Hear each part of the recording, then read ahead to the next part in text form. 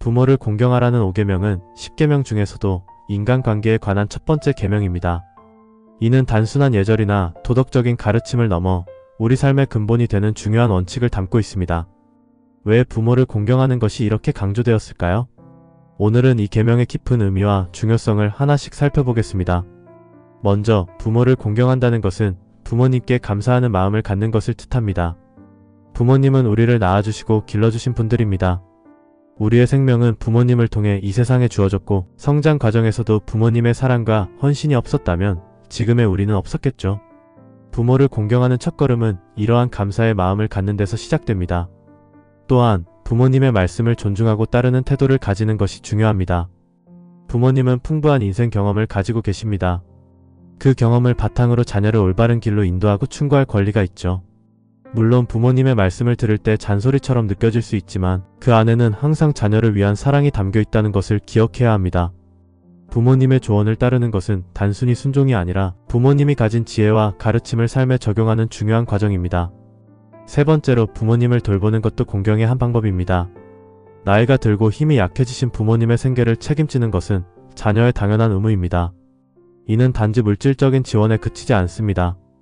부모님과 시간을 보내고 그들에게 사랑과 관심을 표현하는 것이야말로 진정한 공경의 모습입니다.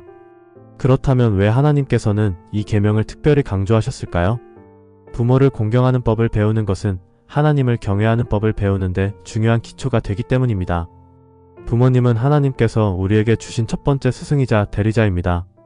부모님을 통해 우리는 하나님이 어떤 분인지 배우고 그분을 경외하는 법을 익혀갑니다. 눈에 보이는 부모님을 공경하지 않으면서 눈에 보이지 않는 하나님을 경외한다는 것은 있을 수 없는 일이겠죠. 하지만 부모님의 가르침이 언제나 완벽한 것은 아닙니다. 부모님과 자녀 모두가 죄인이기에 부모님의 가르침이 하나님의 뜻에 어긋날 때도 있을 수 있습니다. 이런 경우 자녀는 부모님의 말씀을 따르지 않을 수 있지만 그렇다고 해서 부모님에 대한 존경과 사랑을 잃어서는 안 됩니다. 중요한 것은 하나님의 말씀을 기준으로 부모님의 가르침을 분별하고 그 과정에서도 부모님께 대한 애정과 존중을 유지하는 것입니다. 부모를 공경하는 것은 가정의 문제를 넘어서 사회의 기초를 세우는 중요한 역할을 합니다. 건강한 가정이 모여 건강한 사회를 이루고 이 모든 것이 하나님의 뜻을 이루는 과정으로 이어지죠. 하나님께서는 부모를 공경하는 자에게 특별한 축복을 약속하셨습니다. 내가 땅에서 잘되고 장수하리라는 말씀은 단순히 물리적인 장수를 넘어 삶의 풍성함과 하나님의 은혜를 누리는 길을 뜻합니다.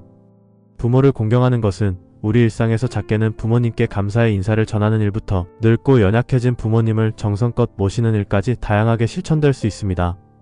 부모님과 함께 시간을 보내고 그들의 필요를 채우며 사랑을 표현하는 모든 행위가 바로 공경의 실천입니다.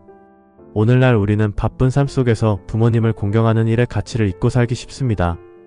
하지만 부모님께 드리는 작은 관심과 사랑이야말로 하나님께서 기뻐하시는 일임을 기억해야 합니다. 오늘의 이야기가 여러분에게 부모님의 소중함을 다시 한번 되새길 기회가 되었기를 바랍니다. 부모님께 감사의 마음을 전하는 하루 되시길 바라며 하나님께서 약속하신 축복의 길로 나아가시길 기원합니다.